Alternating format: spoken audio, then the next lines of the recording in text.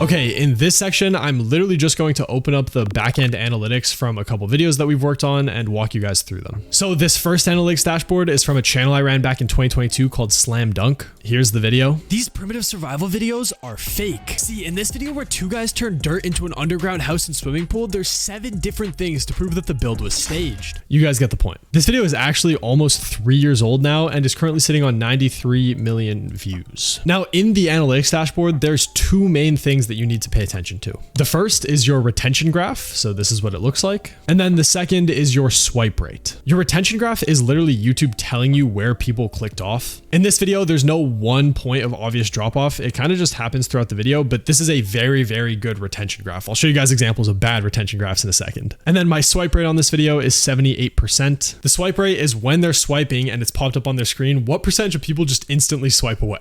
I talk about this really in depth later in the course, but you just have to be analytics obsessed when you're doing especially something like YouTube Shorts. The goal is going to be to beat your analytics every single time you upload. Just to show you how much your analytics actually matter, here's another video that we uploaded. I'm just gonna show you the first part of the video. Speed just legally became the mayor of a country. I am now the mayor of Peru! See, he was streaming his South American tour in Peru yesterday. So anyways, 2 slightly different video types. There's a way harder drop off in the beginning, and then there's a clear drop off here at around 10 seconds. The swipe rate is 74%, so just a 4% difference. And the difference that makes can literally be 100 million views. The first one I showed you, 93 million, this one has 12,000. So this is probably what your analytics will look like in the beginning, and people don't understand how important it is to get this graph to be flat. If I go side by side right now between these 2 graphs, it's such a miniature difference that leads to 100 million views. YouTube has spent over a decade building out these analytics dashboards to literally tell you what you're doing wrong to try to make it better on your next video because they are incentivized to push out the best possible content. People oftentimes try to game the algorithm, but really what the algorithm is just your viewer's psychology. If the video is boring, you will see that in the retention graph and people will swipe away. So that means that to get the most amount of views, you literally have to make the best video. Okay, next I want to show you what the revenue dashboards look like. On Slam Dunk, it's been getting no views for the past year and I forgot to fill out a tax form, so it's not monetized anymore. But this is an example of a channel called Pushing Positivity, which my friend Fam ran. And this is what the sweet revenue analytics look like. So this is all USD. You can see on the 26th of May, he made $1.3 thousand, $1.1 thousand, $700. In this time period, he had 18 million engaged views and had a 0.22 RPM. That's what we were talking about before, which means how much money you make per 1,000 views. To get monetized on a shorts channel, you need 10 million views in a 90-day rolling period, and you need 1,000 subscribers on the channel. And the last thing that I want to talk about in this section is the July 14th transformational content update. So a lot of big pages at the beginning of this month started reporting that YouTube is cracking down on unoriginal content with a major monetization change. Starting July 15th, channels that do not meaningfully transform clips risk losing monetization. That includes reaction channels, compilation pages, and more. A lot of people were telling me that shorts are cooked, long form is cooked, you can't make money with this anymore, any AI channels are getting banned. Turns out that's not true.